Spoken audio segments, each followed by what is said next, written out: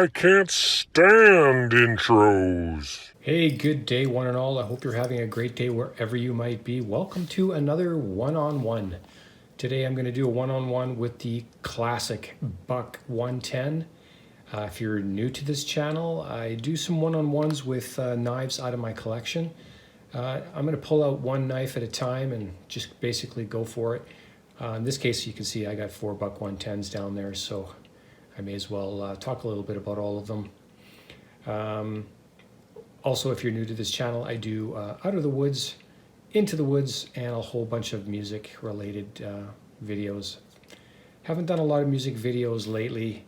I am working on another album right now. Just so you know, I am a musician who has a knife collection, and that's pretty much it. Not sponsored, nobody sends me things in, and I don't review knives. So, moving right into it, let's look at the Buck 110. Mr. Duck, have you got anything to say? Okay, thank you. Let's move you out of the way. And let's bring in these beauties. This is interesting. You put all 4 of them together and it weighs like a lot.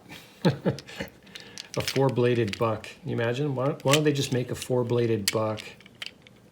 That'd be something different. Let's bring this in. I'll just lay them all out like so. Once again, I'm not going to be reviewing any of these here bucks.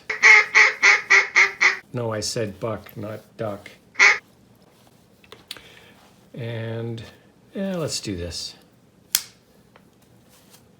This kind of looks pretty. And I like this. Oh yeah, kind of see what we're looking at here. Oh yeah, well, I'm going to start off with the classic. This is the one that kind of started it all for me. My original Buck 110 is long gone, but I still have my original Buck 112, which I don't think I've shown before, but you know what they look like. This one here is the 420 high carbon, and I've done a slight mod to it.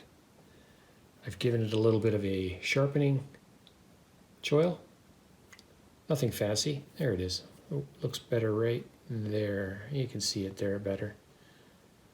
And just in case you're wondering, standard, most of them don't come with one. See how it kind of curves back downwards? I did it on the 420 HC rather than the S30V, just because I was experimenting with it, and I think I've got it. It looks pretty good, and I just might do that to all of them. And this is the brass with the diamond wood. I guess the new ones they're using ebony. I would like to get my hands on one of those. I actually like an ebony 110 with, you know, an S30V or something like that. That would be so cool. That's your classic 420 HC you can buy at Walmart's or stores like that there.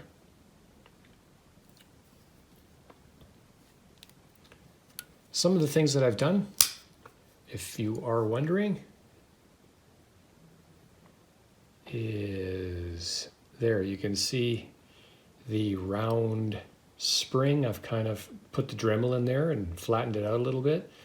2 reasons for that. One, it softens the spring just ever so slightly, so it's not really, really hard to disengage. And the other is, when closing it and letting it drop, it's not hitting anything in there anymore and dinging the blade. So you'll see that there's no rolled edge anywhere.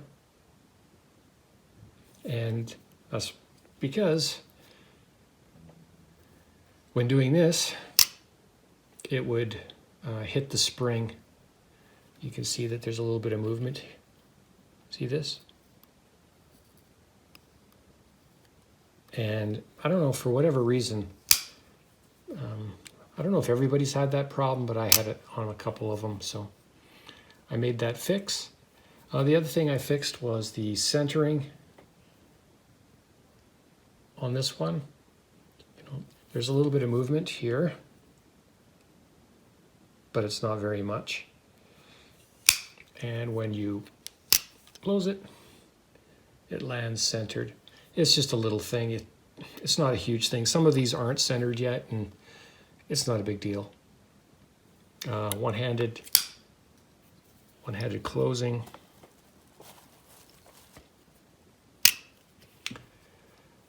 I don't know if I can say anything that already hasn't been said about the Buck 110, so this is going to be a really short video. But I just needed to do a one-on-one with them because I've done a lot of cold steels lately, and the Buck 110 is one of my favorites, so I thought I'd put it in there. This particular one I took out in the woods and did a little bit of woodwork with it, made a coffee, and had a really pleasant afternoon with this particular one. This is the S30V. This is the Hunter Pro, I believe. That's G10 and nickel silver bolsters. It's basically the same as the generic 110, just a couple of extra special ingredients, I guess. This one here, see there's a little bit of play there. And when it closes naturally on its own, it lands in that spot, so it is what it is. I haven't really done too much to this one.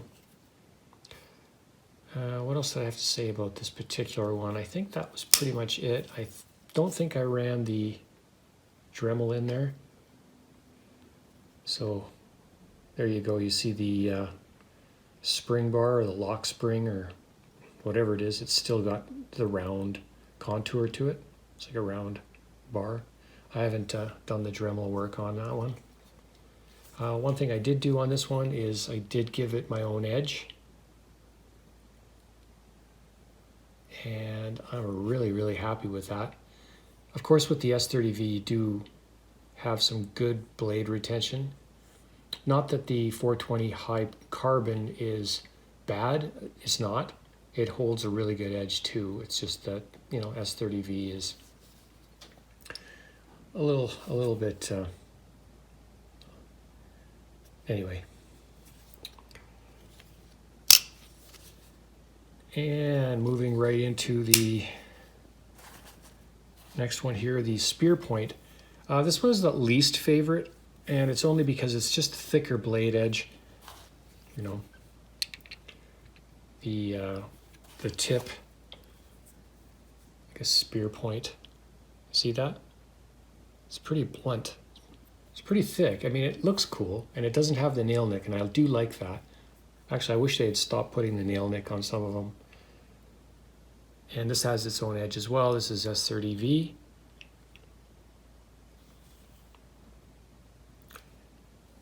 And this was, I think, a DLT exclusive. Yeah. Really nice. It's a little thicker behind the edge, so it's not as slicey as any of these other knives here. This one I really like. This is the Alaskan Guide from Cabela's. Again in that S30V.